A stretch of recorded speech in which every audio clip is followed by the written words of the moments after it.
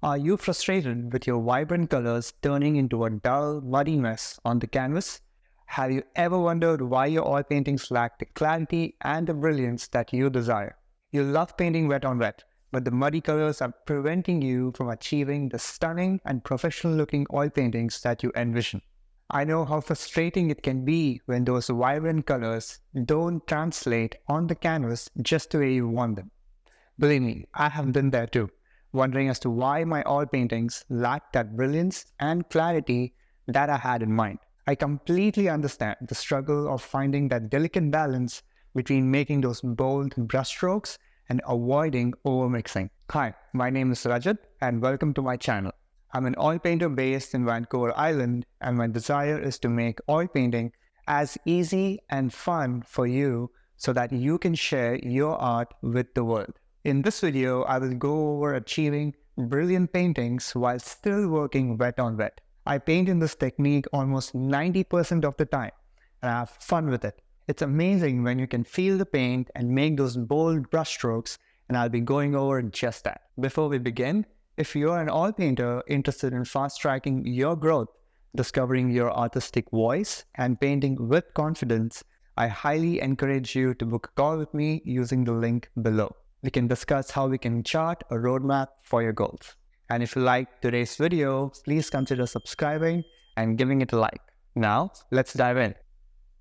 Firstly, a wet-on-wet oil painting is a technique in which new layers of oil paint are applied to a canvas while the previous layers are still wet or partially dry. The painting can be completed in one sitting, often referred to as alla prima, or over multiple sessions, but always with the paint still wet. Wet-on-wet painting is particularly favored by artists for its ability to create vibrant, spontaneous, and harmonious color blends. If you're a beginner, I would highly recommend starting with a limited palette. This means selecting just the 3 primary colors plus white and mastering the art of mixing paints. I personally followed this approach for almost 3 years during my current 10-year journey.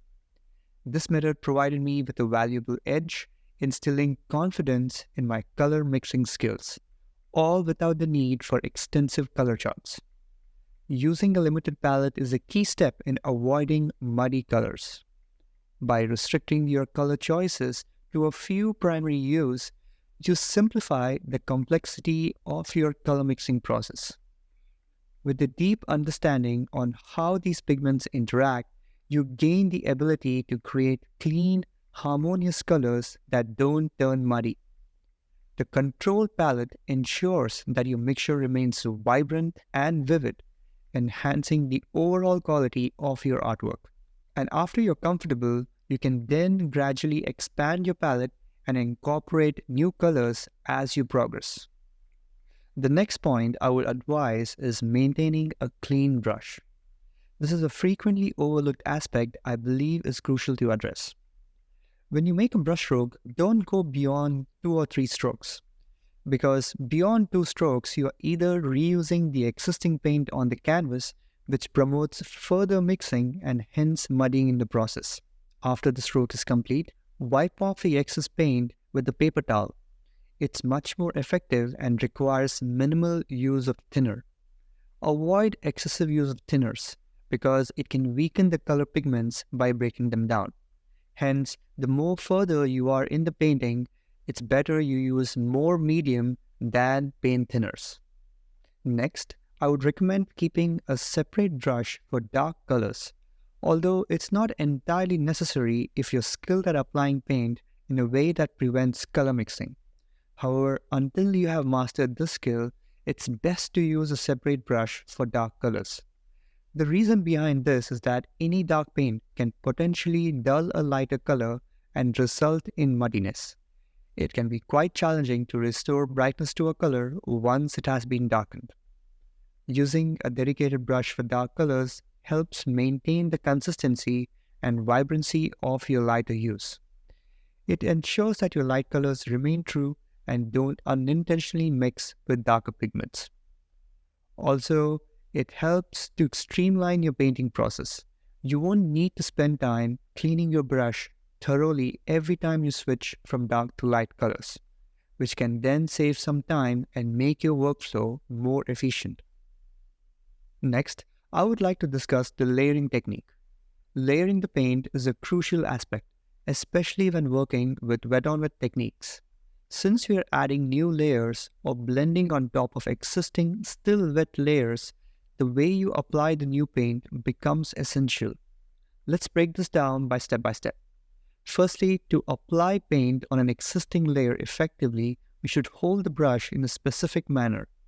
Hold it almost horizontally to the canvas, making sure that the flat side of the brush is nearly parallel to the canvas.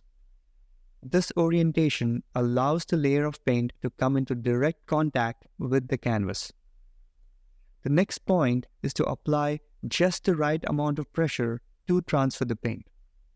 This skill is developed with practice as you become more sensitive to your arm motion and the pressure required for optimal transfer. This technique is crucial for achieving a seamless and a well-blended look in your wet-on-wet oil paintings. It allows you to control the interaction between the new layer of paint and the still wet layer beneath, contributing to the overall harmony and the texture of your artwork. Next, I would like to talk about the time spent on the canvas. It's an important aspect that I often notice beginner artists may overlook. They sometimes end up reworking the paint that's already on the canvas, as I mentioned before. This tendency often arises when they engage in excessive blending. In my academy, I strongly encourage my students to minimize blending whenever possible. If blending is necessary, it's recommended to use a dry brush. Moreover, I emphasize the significance of dedicating more time on the palette. Ideally, you should allocate an equal amount of time, around 50%, to both the canvas and the palette. Balancing your time between palette and canvas is essential for developing a painting style that allows for better control, richer colors, and a more dynamic visual impact in your artwork. And lastly, refrain from premixing paint. I understand this viewpoint might invite some disagreement, but there are valuable reasons to avoid it. To begin, at the start of your painting process, you may not know precisely what your artwork requires. Premixing locks you into a specific color mixture and you risk discrepancies in values since perfect replication of the reference is often unattainable.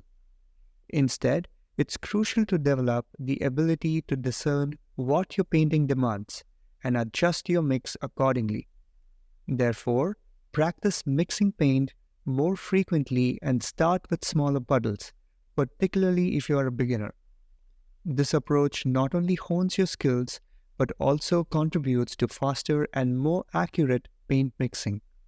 It also ensures that you can adjust your paint mixtures to maintain the vibrancy and the harmony of your painting throughout the process, resulting in a cleaner and more dynamic final outcome.